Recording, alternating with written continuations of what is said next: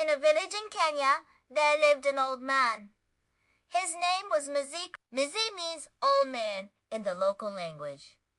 Now, this old man wasn't just any ordinary man. He lived on a very wide and beautiful farm. His fields were full of golden maize that danced in the wind, and the tall trees on his farm sang with colorful birds every morning. Though he had no family living near him, Mzee Karanja never felt lonely. Every morning when the sun peeked over the tall trees, Mzee Karanja would wake up. First thing he would do was feed his chickens.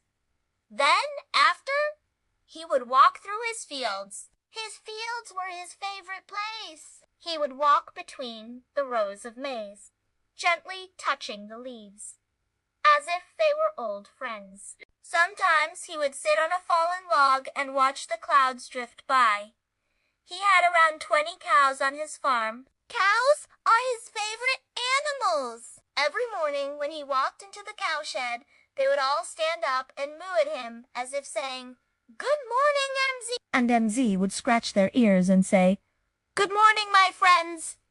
How are you today?" The cows might not have understood his words, but they loved the sound of his voice and the gentle scratches. Many mornings, children from the nearby village passed by his farm on their way to school. Mzee Karanja would wave at them, and sometimes he would pick some sweet mangoes from his mango tree and give them to the children. The children loved Mzee Karanja. Not only did he give them delicious mangoes, but also because he always had kind words and interesting stories about the land. One day, one of the boys asked him, "Mzee, Don't you feel sad living all alone in this big farm?"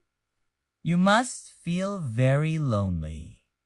The old man smiled. He stopped for a while and looked at the boy. Then he said, "No, my son. The earth keeps me company. The birds sing to me every morning and the farm gives me food. When you care for the land, it never leaves you lonely." The boy thought for a moment. He looked at the smiling Mzee, at the dancing maize, and the birds singing in the trees. Then he understood what Mzee meant.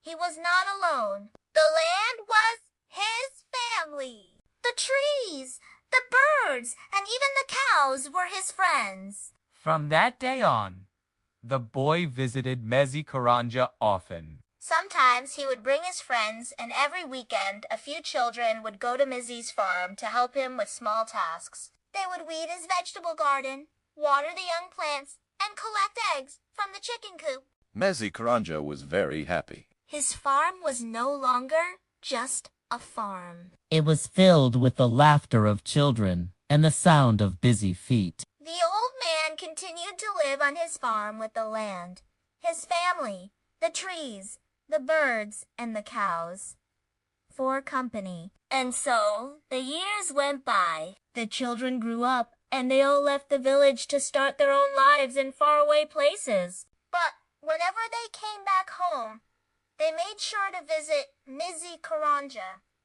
Now, Mzee Karanja was very old. His hair had turned whiter than the clouds in the sky, and his face had more wrinkles than the bark of the oldest tree on his farm. But whenever the old man saw the children, his face lit up with a big smile. He would give them mangoes and tell them stories about the farm and the village. And the children sat at his feet listening to his stories, remembering the days when they ran through the fields and played hide and seek among the tall trees. And so Mzee Karanja, the old man who wasn't alone, lived on his farm, sharing mangoes and stories.